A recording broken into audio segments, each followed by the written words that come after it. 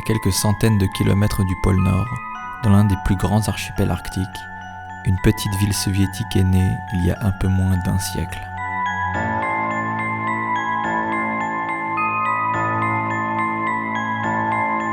Abandonnée précipitamment le 31 mars 1998, cette ville communiste implantée sur le territoire des ours polaires n'est aujourd'hui plus que le vestige quasiment intact d'une civilisation tant controversée.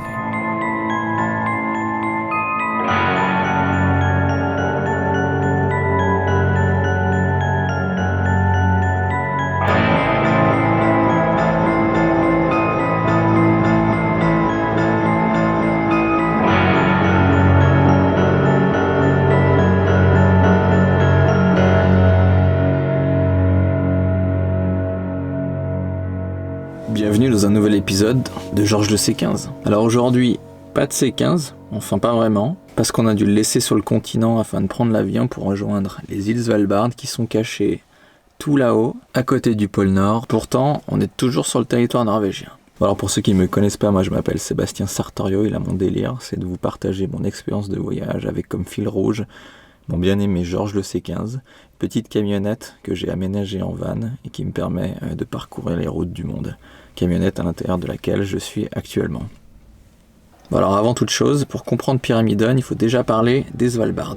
Alors tout commence dans les années 20 du siècle passé où la Norvège se voit attribuer le territoire du Svalbard. Cependant, dans le traité de Paris, tous les États signataires, dont l'URSS faisait partie à l'époque, ont le droit de s'y rendre pour se livrer à des activités économiques. C'est ainsi que commence l'exploitation intensive du Svalbard par l'URSS, car stratégique à l'époque pour les Russes de s'implanter dans le Grand Nord européen. Ville créée de toutes pièces pour l'exploitation du charbon dans les montagnes alentours, Pyramidon, exemplaire sur tous les points, était présenté comme l'Eldorado du communisme. Durant ces années de gloire, on comptait entre 1000 et 1500 habitants, tous russes ou ukrainiens. L'URSS envoyait les mineurs et leurs familles dans le territoire du Spitzberg pour une durée minimum de 5 ans, avec un haut salaire à la clé. Tout le monde n'avait pas cette chance, y être envoyé était considéré comme un privilège. Gymnase, piscine olympique, hôpitaux, écoles, fleuristes, cinéma, tout était présent pour faire de cette ville un véritable exemple de réussite. Jusque dans les moindres détails, les Russes ont fait importer du gazon et des fleurs afin de recréer de façon idéale un sentiment commun et uniforme à l'ensemble de l'Empire soviétique. Mais du coup, que s'est-il passé ? Entre la dislocation de l'URSS en 1991, la difficulté d'extraire du charbon et le crash d'un avion russe en approche de l'archipel en 1996 tuant 143 personnes, la Russie décide de stopper net toutes les exploitations minières sur l'île, abandonnant ainsi la ville de Pyramidon.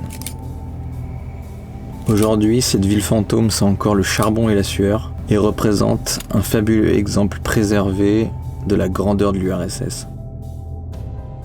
Si tout est obsolète, rien n'est détruit. Les bâtiments sont construits pour durer, ils sont juste balayés par des décennies de rudes hivers.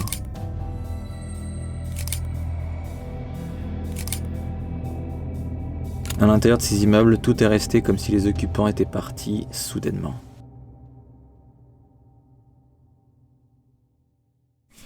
Pyramidon, c'est vraiment une claque. Alors avant même d'avoir mis les pieds à Longyearbyen, j'avais jamais entendu parler de cette ville. Et donc puisque j'aime particulièrement les superlatifs, ce n'est pas un vol-détour, mais un vol-voyage.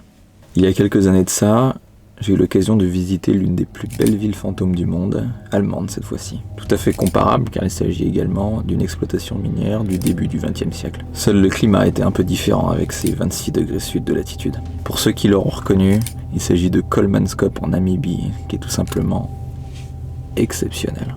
Voilà, donc format un peu différent aujourd'hui, j'espère que ça vous a plu. En ce qui me concerne, j'espère en faire plus souvent. Des vidéos qui nous renseignent sur l'histoire et l'architecture de ces endroits qui ont l'extraordinaire pouvoir de nous faire voyager dans le temps.